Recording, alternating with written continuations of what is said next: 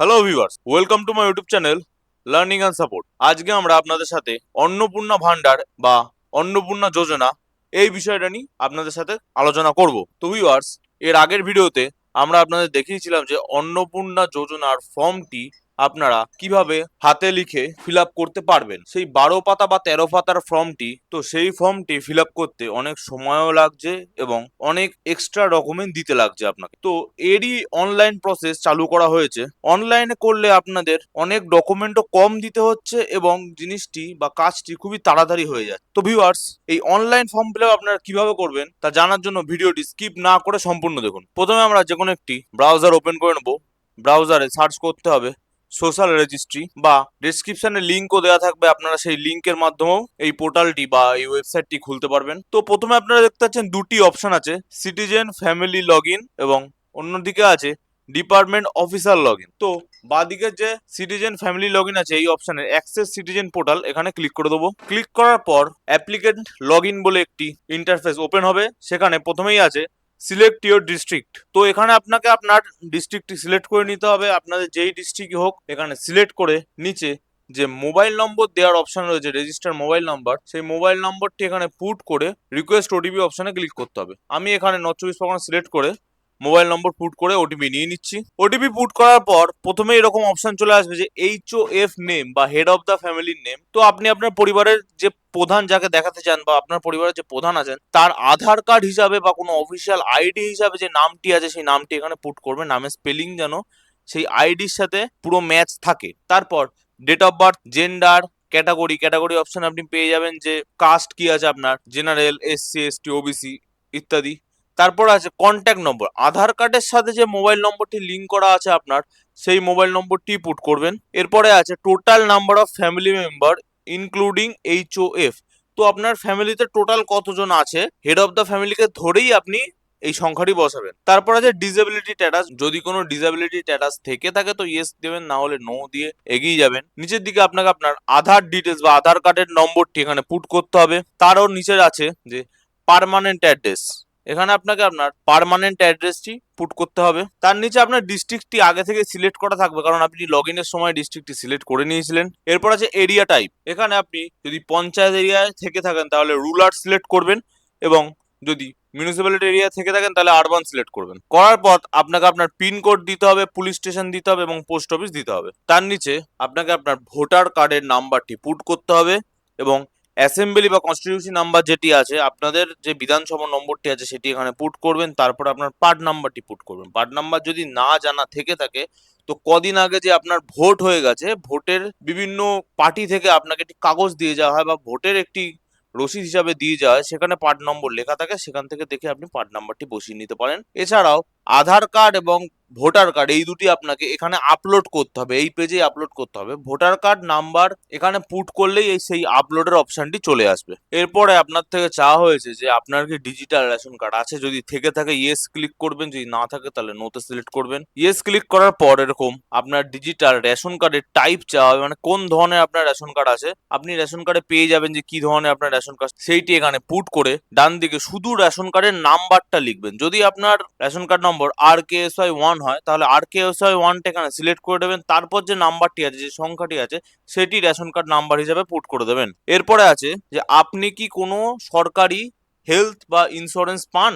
যদি আপনি স্বাস্থ্যসাথী পেয়ে থাকেন তাহলে এখানে ইয়েস সিলেক্ট করে ডান দিকে ইন্স্যুরেন্স টাইপে গভর্নমেন্ট সিলেক্ট করে গভর্নমেন্ট স্কিমে আপনাকে স্বাস্থ্যসাথী সিলেক্ট করতে হবে এবং স্বাস্থ্যসাথীর যে URN নাম্বারটি আছে, স্বাস্থ্যসাথী কার্ডের নিচের দিকে একটি বড় নাম্বার থাকে 13 সংখ্যা কি 17 সংখ্যার, সেই নাম্বারটি আপনাকে এখানে পুট করতে হবে। পুট করার পর আপনি নেক্সট অপশনে ক্লিক করে দেবেন। নেক্সট অপশনে ক্লিক করলে আপনার থেকে চাওয়া হবে যে আপনার বাড়িতে কি 3 বা তার বেশি পাকা ঘর আছে কিনা। যদি থেকে থাকে তাহলে ইয়েস, যদি না থাকে তাহলে নো সিলেক্ট করবেন। এরপর আছে আপনার ফ্যামিলিতে বা ফ্যামিলির কেউ কোনো জমি ওন করে কিনা বা জমির মালিকানা আছে কিনা, যদি থেকে থাকে ইয়েস অপশনে ক্লিক করবেন। ইয়েস অপশনে ক্লিক করার পর আপনারা দেখতে পাবেন যে একটি নতুন জায়গা দেওয়া হয়েছে যেখানে আপনাকে আপনার জমির কতটা পরিমাণ আছে সেটি ডেসিমেলে লিখতে হবে। ডেসিমেল অর্থাৎ আপনি শতকেই লিখতে পারেন যে আপনার জমির কত শতক জমি আছে, সেটি এখানে জাস্ট নাম্বারটি বসিয়ে দেবেন। 5 শতক, 2 শতক, 4 শতক, 10 শতক, যাই হোক সেটি এখানে আপনি বসিয়ে দেবেন। এরপরে চাওয়া হয়েছে আপনার ফ্যামিলির কোনো মেম্বারের 4 চাকা গাড়ি আছে কিনা, সেটি এখানে জানতে চাওয়া হয়েছে। হ্যাঁ হলে ইয়েস দিয়ে আপনাকে গাড়ির নাম্বার দিতে হবে, যদি না হয়ে থাকে তাহলে নো এখানে পুট করে দেবেন। তারপরে আছে আপনি প্রফেশনাল ট্যাক্স বা ইনকাম ট্যাক্স দেন কিনা, যদি দিয়ে থাকেন ইয়েস সিলেক্ট করবেন, বা যদি না দেন তাহলে নো সিলেক্ট করবেন। যদি আপনার প্যান কার্ড থেকে থাকে ইয়েস সিলেক্ট করে আপনাকে প্যান কার্ড নাম্বারটি এখানে বসাতে হবে, আর যদি না থাকে তাহলে নো অপশনে ক্লিক করে দেবেন। এরপরে আছে ফ্যামিলি টোটাল বছরের ইনকাম, তো আপনার ফ্যামিলি অ্যানুয়ালি কত টাকা ইনকাম করে সেটি এখানে বসাতে হবে। এরপরে এমপ্লয়মেন্ট স্ট্যাটাস আছে, তো এখানে যার ফর্ম ফিল আপ আপনি করছেন, আপনার হেড অফ দ্য ফ্যামিলি, তিনি কি কোনো সরকারি চাকরি করে কিংবা বেসরকারি চাকরি করে, কোনো পার্ট টাইম জব করে কিনা বা বেকার কিনা, সেই ডিটেলসটি আপনাকে এখানে ফিল করতে হবে। সেখানে আপনি টিক মেরেও দিতে পারেন, বা যদি আপনার এর মধ্যে কোনো অপশন না হয়ে থাকে তাহলে আদার্স অপশনে ক্লিক করে দেবেন। তার নিচে আছে যে হাইয়েস্ট এডুকেশনাল কোয়ালিফিকেশন, তো আপনার হেড অফ দ্য ফ্যামিলির কতদূর পড়াশোনা করেছেন সেটি এখানে আপনাকে সিলেক্ট করে দিতে হবে। তারপরে আছে যে ক্যান্ডিডেট কোনো এমপি, এমএলএ বা লোকাল বডি অর্থাৎ পঞ্চায়েতের কোনো মেম্বার বা কোনো পোস্টে আছে কিনা, বা কোনো সরকারি এই ধরনের কোনো চাকরি করে কিনা সেটি আপনাকে দিতে হবে। এরপর আছে গভর্নমেন্ট পেনশন পায় কিনা সেটাও দিতে হবে।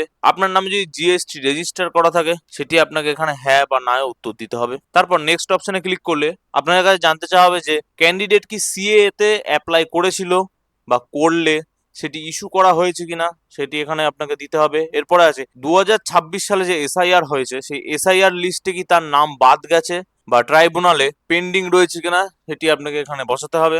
এরপরে অপশন চলে আসবে যে আপনি কি অন্নপূর্ণা যোজনার জন্য অ্যাপ্লাই করতে চান, এই অপশনটি একমাত্র 25 থেকে 60 বছর মহিলাদের ক্ষেত্রেই আসবে, কোনো পুরুষের ক্ষেত্রে বা বাচ্চাদের ক্ষেত্রে এই অপশনটি আসবে না। তো এই অপশনে আপনি যদি অ্যাপ্লাই করতে চান ইয়েস আই এম অ্যাপ্লাইং অপশনে ক্লিক করে দেবেন। তার নিচে আরেকটি অপশন আছে যে আপনি ডিবিটির মাধ্যমে কোনো গভর্নমেন্ট স্কিমের বেনিফিট পাচ্ছেন কি না সেটি আপনাকে এখানে দিতে হবে। যদি আপনি লক্ষ্মীর ভান্ডার বা অন্য কোনো গভর্নমেন্ট স্কিম থেকে টাকা পেয়ে থাকেন সেক্ষেত্রে আপনাকে এখানে ইয়েস করতে হবে। ইয়েস করলে আপনার এখানে অনেকগুলি স্কিমের লিস্ট চলে আসবে যে আপনি কোন স্কিম পেতেন বা কোন সরকারি সাহায্য পেতেন সেটি আপনাকে এখানে সিলেক্ট করে দিতে হবে।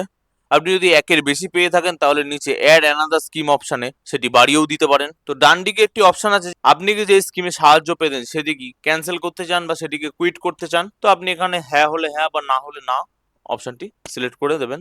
তো এরপরে আর কোনো নেক্সট এর অপশন নেই, আপনারা সেভ ড্রাফটে ক্লিক করে দেবেন। তারপর উপরের দিকে চলে যাবেন পরের মেম্বারের ডিটেলস দিতে। তো এক্ষেত্রেও আপনাকে শুধু একটি অপশন বেশি আসবে যে মেম্বার টাইপ অর্থাৎ অ্যাডাল্ট বা চাইল্ড। তো যদি অ্যাডাল্ট হয় 18 বছরের ওপরে হয় তাহলে অ্যাডাল্ট দিয়ে দেবেন। তো আপনি আগের বার যা যা ফর্ম ফিল আপ করেছিলেন সেম ফর্ম আবার আপনাকে ফিল আপ করতে হবে, ঠিক একইভাবে Aadhaar card, voter card, ration card, PAN card এই ডিটেলস গুলি আপনাকে দিতে হবে। দ্বিতীয় জনের ক্ষেত্রে আপনাকে আর বাড়ির ডিটেলস বা আপনি জমির ডিটেলস, গাড়ি আছে কিনা এই সমস্তগুলি আপনাকে দিতে হবে না। জাস্ট আধার, ভোটার, প্যান কার্ড এই সমস্ত ডিটেলস দিতে হবে, জন্ম তারিখ দিতে হবে, এইভাবে আপনাকে ফর্মটি ফিল আপ করতে হবে। তো এরপরে আর একজনেরটা দেখিয়ে দিই যে আপনি যদি কোনো চাইল্ড মেম্বার অ্যাড করতে চান যে 18 বছরের নিচে, সেটা কিভাবে করবেন। চাইল্ড অপশনে সিলেক্ট করে প্রথমে আগের মতোই তার নাম বসাতে হবে, তার রিলেশনশিপ দিতে হবে যে হেড অফ দ্য ফ্যামিলির কে হন, তারপর তার জন্ম তারিখ, জেন্ডার, কাস্ট, তার আধার কার্ডে যে মোবাইল নম্বরটি লিঙ্ক করা আছে ঠিক আগের মতো একইভাবে ফিল আপ করতে থাকবেন। কিন্তু চাইল্ডের ক্ষেত্রে শুধু আধার কার্ডের প্রয়োজন হচ্ছে, কোনো ভোটার কার্ড বা প্যান কার্ডের প্রয়োজন হচ্ছে না, কারণ 18 বছরের নিচে তাদের ভোটার প্যান হওয়া সম্ভব নয়। তো সেক্ষেত্রে আপনাকে চাইল্ডের ক্ষেত্রে অনেক ইনফরমেশন কমই দিতে হচ্ছে। তো এক্ষেত্রেও চাওয়া হয়েছে সিএ বা ট্রাইব্যুনালে কোনো সমস্যা আছে কিনা, আপনি না থাকলে না বলে এগিয়ে যাবেন। যদি বাচ্চার কোনো ডিবিটির মাধ্যমে টাকা পয়সা পেয়ে থাকে সেক্ষেত্রে আপনাকে ওটিও এখানে মেনশন করতে হবে। এরপর একটি এক্সট্রা অপশন আছে যেটা হচ্ছে যে বাচ্চা বা চাইল্ডের পড়াশোনার ডিটেলস আপনাকে দিতে হবে, আপনার এডুকেশনের ডিটেলস দিতে হবে। কিরকম, যে গ্রেড, বাচ্চাটি কোন ক্লাসে পড়ে সেটি আপনাকে এখানে দিতে হবে, তার স্কুলের নাম দিতে হবে, স্কুলের টাইপ দিতে হবে, গভর্নমেন্ট স্কুল বা প্রাইভেট স্কুল বা অন্যান্য কোনো মাদ্রাসা আছে কিনা সেটিও আপনাকে দিতে হবে। তারপর আছে যে বাচ্চার ভ্যাকসিনেশন করানো হয়েছে কি না, সেক্ষেত্রে আপনাকে এখানে যদি ভ্যাকসিনেশন করানো থাকে তাহলে ইয়েস সিলেক্ট করবে, যদি না থাকে তাহলে নট ইয়েট বা নো সিলেক্ট করে দেবেন। সমস্ত ডিটেলস ফিল হয়ে গেলে যে আপনি দেখতে পাচ্ছেন যে ফ্যামিলি 3 জনের আমি ডিটেলস ফিল করে দিয়েছি, তারপরে 4 নম্বর একটি অপশন আছে ডিক্লারেশন বা কনসেন্ট। তো এই অপশনে আপনি ক্লিক করে দেবেন। এখানে ক্লিক করলে একটি চেক বক্স থাকবে, সেটি আপনি পড়ে বুঝতে পারবেন যে এখানে লেখা আছে আমি আমার জ্ঞান বা আমার ইনফরমেশন গুলি আমি আমার নিজে থেকে দিচ্ছি। যদি আমার এই ভুল ইনফরমেশন দেওয়ার জন্য কোনো সমস্যা হয় বা আমার এই স্কিমটি আটকে যায় সেক্ষেত্রে আমি নিজেই দায়ী থাকবো। তো এরকম একটি কনসার্ন এখানে দেয়া রয়েছে, তো আপনি এটি পড়ে নিয়ে এখানে চেকবক্সে সিলেক্ট করে সাবমিট অ্যাপ্লিকেশন অপশনে ক্লিক করে দেবেন। সাবমিট অ্যাপ্লিকেশন অপশনে ক্লিক করার পর এরকম একটি পপ আপ মেসেজ আপনার সামনে চলে আসবে যে অ্যাপ্লিকেশন সাবমিট হয়ে গেছে, একটি অ্যাপ্লিকেশন আইডি দেওয়া হয়েছে। এই পেজটি আপনি প্রিন্ট করে নিয়ে দিতে পারেন, প্রিন্ট করে রেখে দিতে পারেন, কিংবা এটি কপি করেও কাছে রেখে দিতে পারেন। প্রিন্ট করে নেওয়া সব থেকে ভালো হবে। তো আশা করি ভিডিওটি আপনারা বুঝতে পেরেছেন। এই ছিল আজকের ভিডিও, কিভাবে আপনারা অনলাইনে অন্নপূর্ণা যোজনার জন্য অ্যাপ্লাই করতে পারবেন। আশা করি ভিডিওটি বুঝতে আপনাদের কোথাও কোনো অসুবিধা হয়নি। এরপরেও যদি সমস্যা হয়ে থাকে তাহলে আপনারা কমেন্ট বক্সে কমেন্ট করে জানাবেন, আমরা আপনাদের অবশ্যই সাহায্য করব। আপনারা আমাদের স্থায়ী সাইবার ক্যাফে কর জেরক্স সেন্টার থেকেও অনলাইনে এই সমস্ত কাজ করাতে পারেন। অনলাইনে কাজ করার সময় বা আমাদের সাথে যোগাযোগ করার সময় সকাল 11টা থেকে দুপুর 2টো। ভিডিওটি সম্পূর্ণ দেখার জন্য ধন্যবাদ।